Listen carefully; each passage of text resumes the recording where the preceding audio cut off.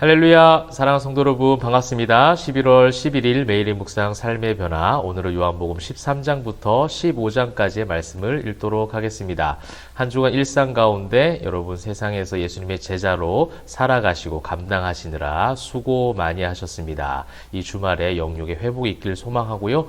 내일 주일날 사랑하는 성도들과 함께 모여서 예배함이 기쁨이 되고 모든 종교주의, 세속화된 성전 문화가 아닌 온전히 예수님만을 바라볼 수 있는 오직 예수라고 선포할 수 있는 예배가 드려지기를 소망하고 바랍니다. 오늘 이제 요한복음 13장에는요, 이제 6월절 만찬, 식사가 이제 이루어지고 있습니다. 사복음서에 다 나오는 최후의 만찬의 장면이 이제 13장에도 나오는데요. 특이한 거는 이제 13장에 요한복음에만 나오는 그 최후의 만찬 장소에서 예수님께서 행하셨던 일들이 하나가 등장을 합니다. 바로 여러분 잘 아시는 대로 세족식이죠. 제자들의 발을 씻기는 장면이에요. 이 제자들의 발을 씻긴다라는 장면은요, 결국 예수님께서 십자가에 못 박히심으로 말미암아 죄로 더럽혀진 우리의 모든 것들을 다 깨끗하게 보혈의 능력으로 말미암아 씻어 주시겠다라는 겁니다. 근데 이제 베드로는 이야기합니다. 어떻게 선생이 높으신 분이 나의 발을 씻을 수 있습니까? 할 수 없습니다. 그렇게 얘기하는 거죠. 베드로는 늘 항상 열정적으로 앞서가긴 하지만 예수님의 뜻을 알지는 못해요. 그게 이제 베드로의 특징이죠. 근데 나중에 이제 성령의 충만함을 입을 때 이제 변화가 되긴 하지만 여전히 또 오늘 여러분 이제 오늘부터 읽는 모든 본문 가운데 계속해서 제자들이 의문을 가지고 질문을 합니다. 예수님께서 말씀하시지만 그것을 깨닫지 못해요. 이게 무슨 말입니까? 도대체 주님께서 지금 하시는 말씀을 이해를 하지 못하겠습니다라는 장면과 대화들이 계속 거듭해서 나옵니다. 우리도 그럴 수 있어요. 말씀을 보고 또 신앙생활하고 성장해가는 과정에서 정말 주님의 뜻을 알지 못하겠습니다라고 말할 때가 참 많이 있죠. 당연한 겁니다. 그렇죠? 그 뜻을 다 알려고 하는 것이 사단의 유혹이에요. 그것이 어떻게 보면 아담과 하와가 지었던 죄의 어떤 모습 아니겠습니까?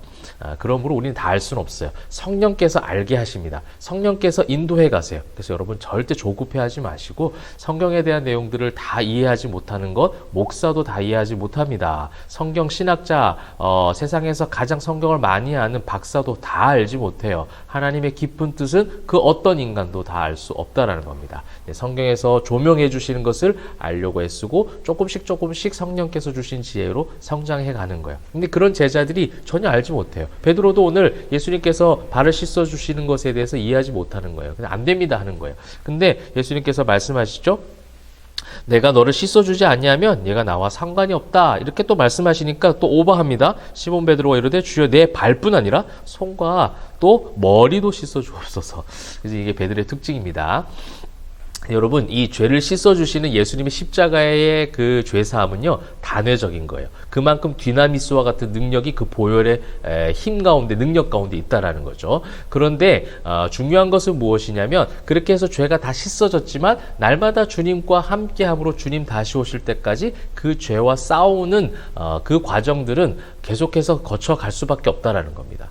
여러분, 우리가 그렇잖아요. 이제 우리는 의인이에요. 여러분, 의인이라고 자신 있게 말씀하십시오. 그래야 예수님의 십자가가 높아지는 거예요. 여러분들은 의인입니다. 여러분 믿음이 좋은 사람들이에요. 저는 저와 여러분이 그런 어떤 자신감과 자부심을 예수님의 십자가를 만나는 순간 고백했으면 좋겠어요.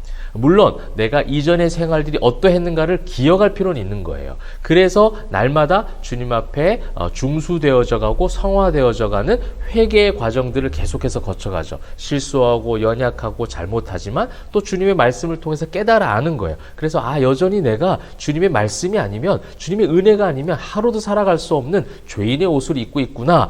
그렇게 주님 앞에 나아갈 수 있도록 또 은혜를 주시는구나라는 그 감사와 평안의 고백으로 나아가는 것. 이것이 진짜 신앙이거든요. 그래서 날마다 중수하고 날마다 성화되어져 가는 것이 이 발을 씻는, 발만 씻어주는 예수님의 세족식의 어떤 의미라는 겁니다. 왜냐하면 발은요, 이스라엘의 사회로 봤을 때는 샌들 문화거든요. 그래서 먼지가 너무 많이 묻는 부분이 발이에요. 사실은 이제 머리에 이제 몸은요, 이제 긴 원피스를 통해서 잘 가리워져 있습니다. 그래서 상대적으로 발보다는 조금 깨끗해요. 그죠? 근데 이제 발은 샌들 신고 다니고 그 바깥에서 티끌들이 많이 묻는다는 거예요. 그래서 들어올 때마다 이제 발을 씻는 그런 어떤 문화가 있는 것을 지금 이야기해 주시는 거죠.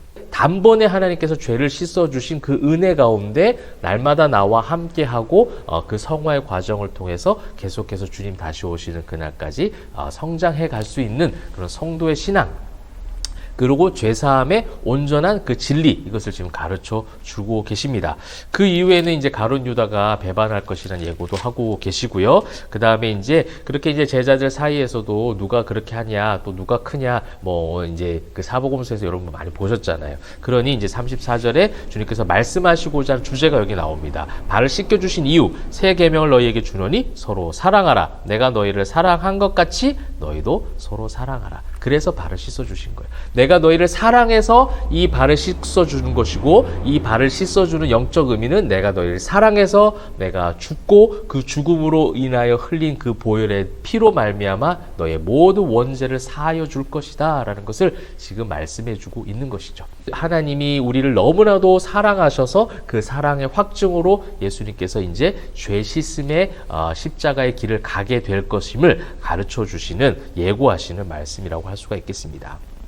계속 36절에 베드로도 이야기하죠. 어디로 가시나이까? 어디로 가시는지, 왜 일을 하시는지 전혀 깨닫지 못하고 있는 가운데 14장에도 그러한 장면이 나옵니다. 이제 14장에는 에고 에이미의 이제 6번째가 나오죠. 내가 곧 길이요 진리요 생명이다 라는 에고 에이미 말씀이 또 나오고 있습니다. 그런 가운데 도마도, 빌립도 어디로 가시는지 모르겠고 주님 보여주세요, 안 보입니다. 또 22절에 가룟인 아닌 유다, 가룟 유다가 아니라는 거예요. 가룟인 아닌 유다가 이르되 주여 어찌하여 자기를 우리에게 나타내시고 세상에는 아니하려 하십니까? 예수님께서 지금 나타내시는, 예수님이 유일한 길과 진리와 생명 되셔서 우리의 구원자 되시는데, 그 구원자 되시는 분을 알지도 보지도, 그 다음에 세상에서 지금 뭔가를 하셔야 되는데 왜 자꾸 세상에서 뭔가를 나타내지 아니하려 하시고 죽으신다는 말씀을 하십니까? 왜 하늘의 거처를 예비하셨다는 얘기만 하십니까? 지금 우리의 거처를 조금 바꿔주세요. 조금 회복시켜주세요. 그렇게 하셔야 메시아 아닙니까? 라는 것이죠.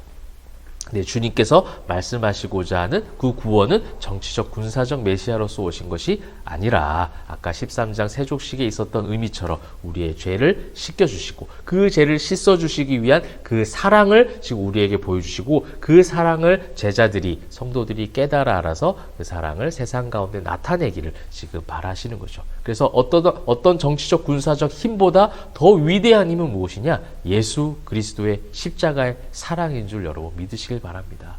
여러분 이것이 너무나도 그냥 원론적인 이야기 같이 들려주세요. 여러분 그냥 구태의연한 이야기가 아니에요. 여러분 이것이 우리 성도들, 이 시대 교회 신앙인들의 가장 약한 부분이 이 부분인 것 같아요. 예수 그리스도의 그 십자가 사랑, 나를 향한 그 사랑이 내 안에 없으니 그 사랑을 전해줄 수가 없다라는 것, 이것이 얼마나 불행한 일이겠습니까?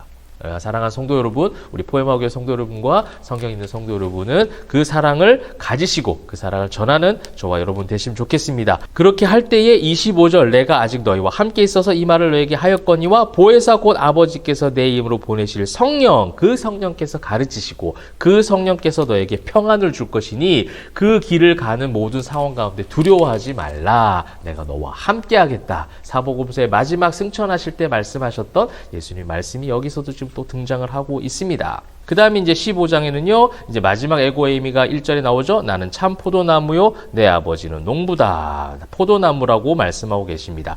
그러면서 여러분, 이제 15장에서 이제 마지막 마무리하면서 중요한 것은 이 포도나무에 대한 내용은 저희 이제 포에마 주일 교회 주일 설교 부분에 또 에고에이미 부분이 있으니까 한번 또 참고를 해보시고요. 이제 사랑하라 이런 얘기를 계속 주세요. 그죠? 지금 이 13장부터 15장까지의 주제는요, 서로 사랑하라라는 거예요. 내가 너희를 사랑한 것 같이. 여러분 우리는 서로를 사랑해야 된다라는 교훈과 가르침을 교회에서 많이 배웠습니다. 근데 말처럼 쉽지 않아요. 그죠? 가족도 때로는 성도 간에도 서로 사랑한다는 거 말은 그렇게 하지만 진짜 사랑하고 있느냐는 거죠.